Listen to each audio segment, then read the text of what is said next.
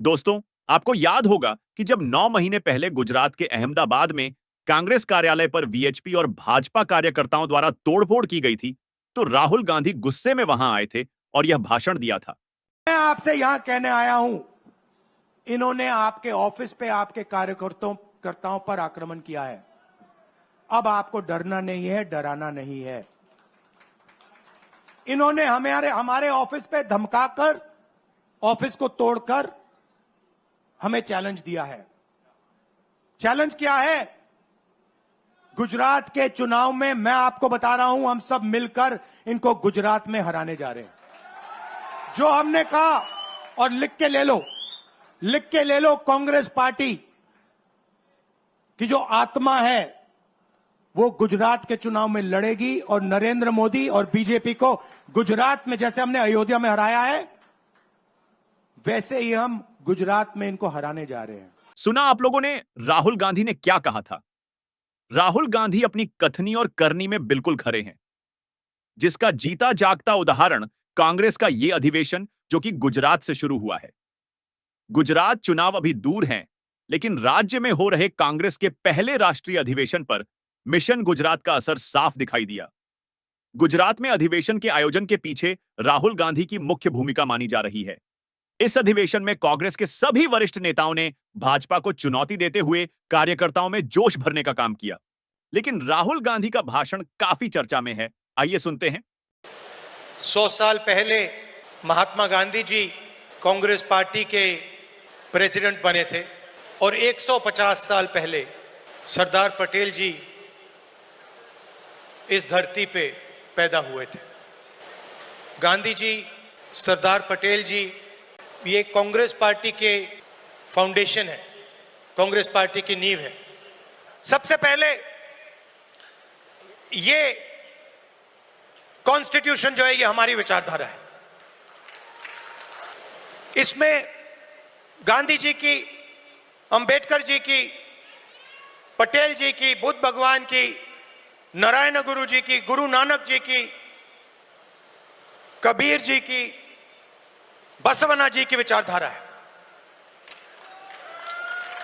यह 70 साल पुराना डॉक्यूमेंट नहीं है, यह हजारों साल पुरानी सोच है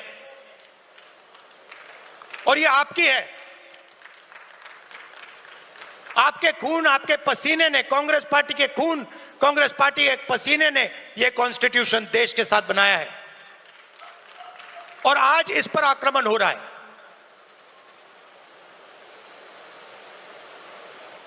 जिस दिन कॉन्स्टिट्यूशन लागू हुआ था, जिस दिन यह किताब लिखी गई थी, उस दिन इस कॉन्स्टिट्यूशन के खिलाफ आरएसएस ने रामलीला मैदान में इस कॉन्स्टिट्यूशन को जलाया था।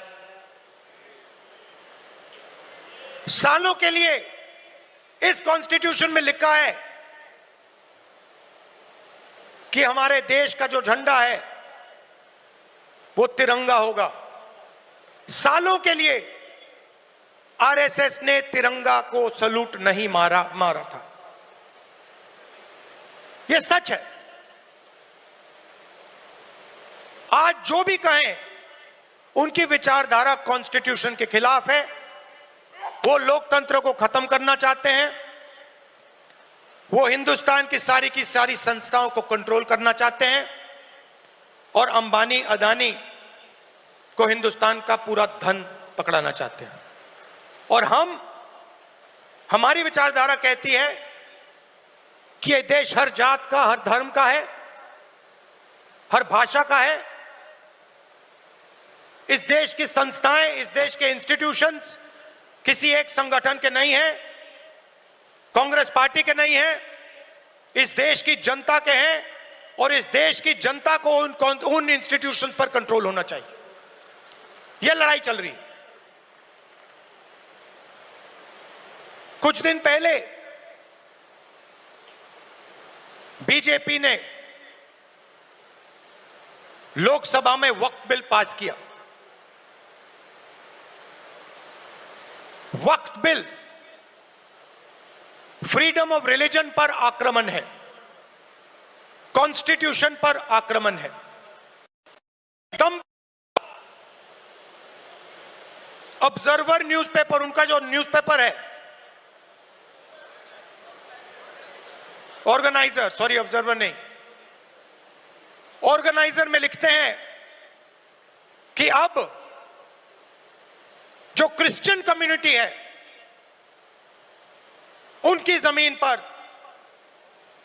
हम आक्रमण करने जा रहे हैं। हमारे सिख भाई हैं, आपके पास भी आएंगे, तो आप ये मत सोचिए कि ये आप पर आक्रमण नहीं है। और ये एंटी कॉन्स्टिट्यूशन है और anti freedom of religion act है, और ये देश के सब लोगों को मालूम होना चाहिए।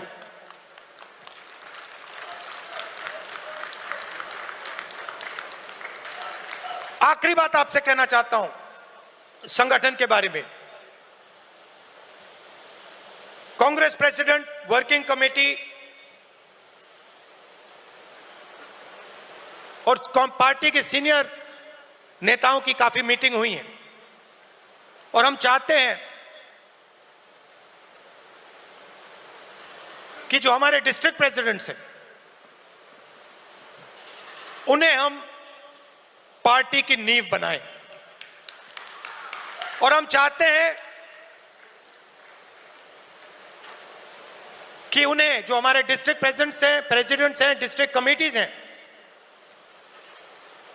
उन्हें पार्टी शक्ति दे, पावर दे और जिम्मेदारी दे। तो ये बदलाव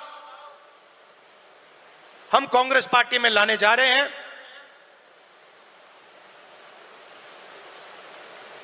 डिस्ट्रिक्ट कमेटी और डिस्ट्रिक्ट प्रेसिडेंट को हम पार्टी का फाउंडेशन बनाने जा रहे हैं।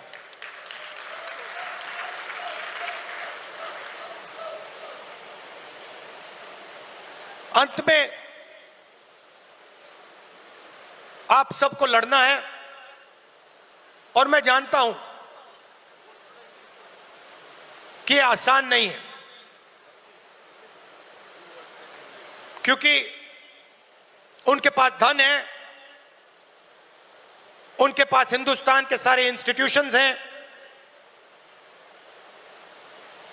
उनके पास सब कुछ है, मगर जीत हमारी होगी क्योंकि हमारे पास सच्चाई है और देश की जनता का प्यार है। इसी तरह की तो हम खबरों के लिए चाहते हैं देखते रहिए हमारा चैनल बॉलीवुड एंड पॉलिटिक्स। धन्यवाद।